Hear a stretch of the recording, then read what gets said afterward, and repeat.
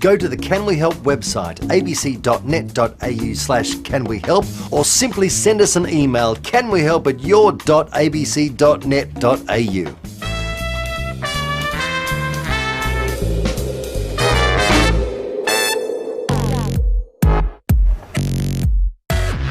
Manfred Kuhn emailed us saying, television cameras used to be monstrosities.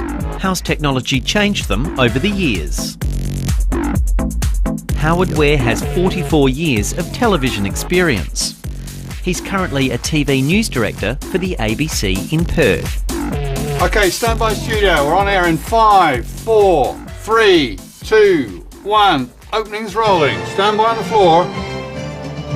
And cue. So this is where our newsreader sits, and although I've got 2 cameras pointed at me, there's no one else in the room. Everything's controlled by Howard, outside. So when it comes to news, you're not just the director, you're the cameraman. I'm the cameraman, the audio operator, the character generator operator, the director, the vision mixer, everything. The only other person in the control room is actually the producer, and they have a pure editorial function. Now, I saw you using what looks like a glorified computer game over there. Explain that to us. That's actually the controller for all 3 cameras. I can program into those cameras all the shots I require beforehand, any movements I require beforehand, and even have the facilities for moving the cameras around the studio, and they find out where they are from a barcode system on the walls. These new cameras that we're using now, they are designed to be controlled by a computer, whereas perhaps the older cameras are designed to be used by with people. Stand by, tell us only 1 and 2 with news titles are all together. Take 1 and cue him. A few minutes ago... So that's the present, but what about the past? For that, Howard's brought me to the Wireless Hill Telecommunications Museum. So Howard, what are we looking at here? Well, Christian, this would have been one of the very first cameras that probably would have been used in Australia. Not necessarily this one, but it dates back to around about 1955-56. We've got fixed lenses at the front here on a turret, a different lens for each angle, whereas today you'd normally be looking at a zoom lens, and then the electronic componentry inside the camera itself, and here we're looking at valves. The camera itself is bulky because it had to house this image orthicon, which converts an image into an electrical signal. That teeny-weeny little chip there now replaces this pickup device. So if I lose this, I'm basically losing a camera. You are indeed. But this camera couldn't operate on its own. So this equipment from right down the end there, and including this small piece of equipment here, and the camera itself would have been just one chain, and there would have been 3 cameras in the studio, so we'd need 3 times that equipment. Not long after that, technology gave us this monstrosity. Well, this is one of the very first videotape recorders that arrived in Western Australia around about 1962. And as you can see, it's a huge machine compared with where we are today with modern videotape recorders.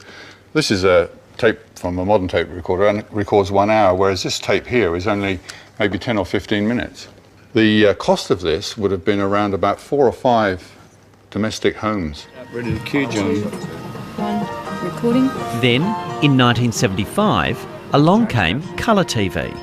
What's actually happened here is that we've put 3 black and white cameras into one box. And to be able to do that, we've used miniaturization. We've now gone from valves to transistors, so there's less room taken up there. And also the tubes that were in the camera originally are now being replaced by these much smaller ones. Only there are going to be 3 of them, one here, one there, and one there. And this is still a pretty big camera. You'd have to be a bodybuilder to be able to move it around a studio. Yeah, rather you than me. So it's the 1980s and the camera's finally made it onto my shoulder. What made this possible?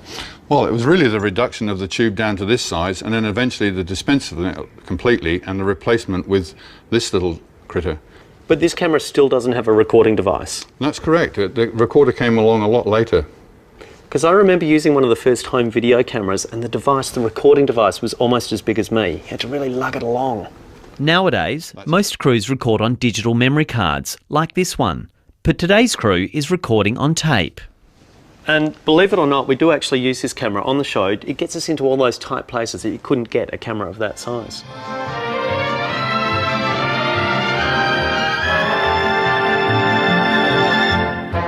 So Manfred, we've gone from this to this in just over 50 years. But even though technology is making things smaller, it's still up to the camera operator to get the best shot.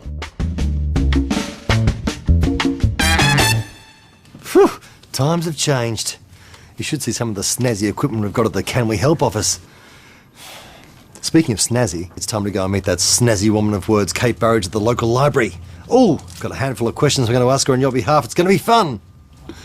How was that? Yeah, it was good. I just checked the tape. Sound all right? What?